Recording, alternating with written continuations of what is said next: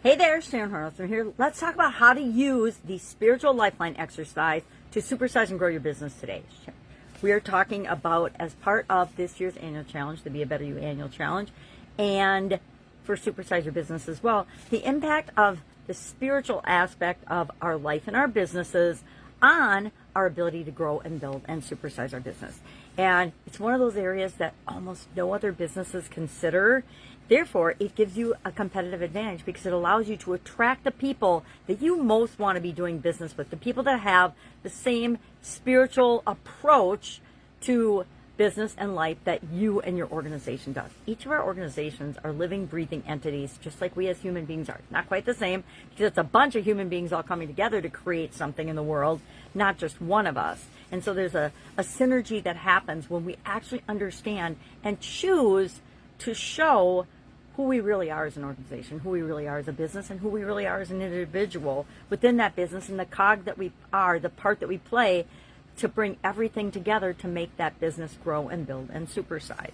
Well, today our topic is the spiritual lifeline exercise. And the lifeline exercise is just like you remember from grade school and high school and probably college if you went to college, or any other thing that you've studied. If you've read a book about history or history or events, a lot of times things are displayed and pictured in a lifeline exercise, much like this, but much more professional and cleaner.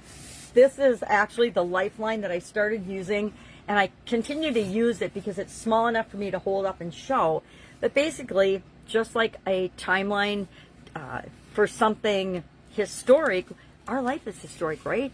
What's more important than documenting and understanding our journey through this crazy thing called life? And we need to do this for our businesses as well. We want to know and have a timeline for our business, right? When did we get the idea for our business? When and how did we go about launching it? What key events and experiences have happened that have impacted our business, our growth, our culture, etc.? Just like we do for our personal life. This is my personal one because I've used it for the challenges for going on 6 years now.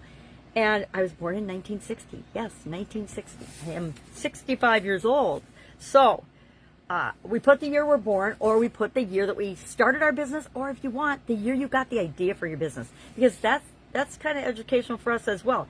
If I got the idea for my business when I was 18 years old, and I didn't start it till I was 40, that might be important, right? What happened between 18 and 40 that I waited to start my business, etc.? It depends what's important to you. And I'm doing something a little different today. I'm asking you to identify the top 3 high experiences with respect to spiritual impact on your business, and the top 3 lowest experiences or events from your business experiences or your business so far, because we can only do up till right now, right?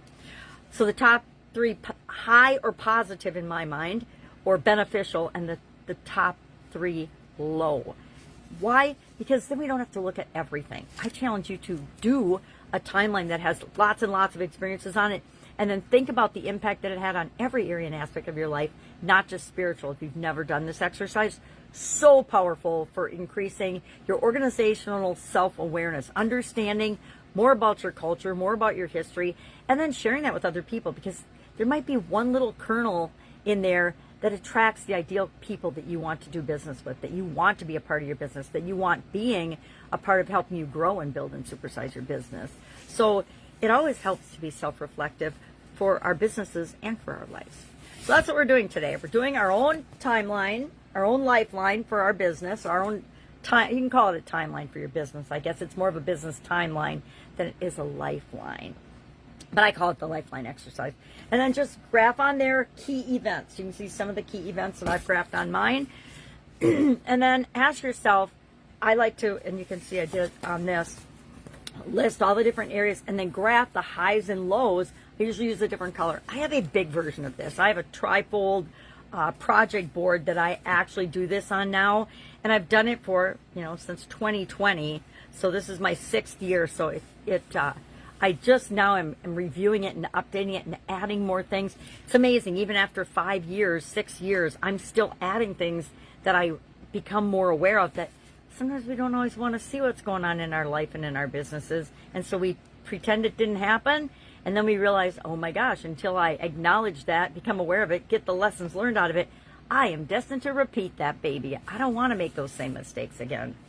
That's one of the things I think is so powerful about this exercise. It helps us to look at the things that have benefited us and that are wins and that are positive for us, and so we can build on those. But it also helps us to look at the things that didn't work out and just say, well, I tried that, didn't work out, what's next? Gives us more resilience and consistency.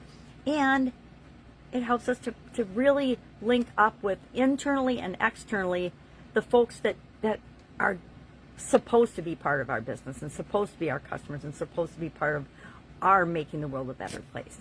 All right, any questions about this? Ask. Otherwise, go out, make it an awesome day, and I will, of course, be with you tomorrow.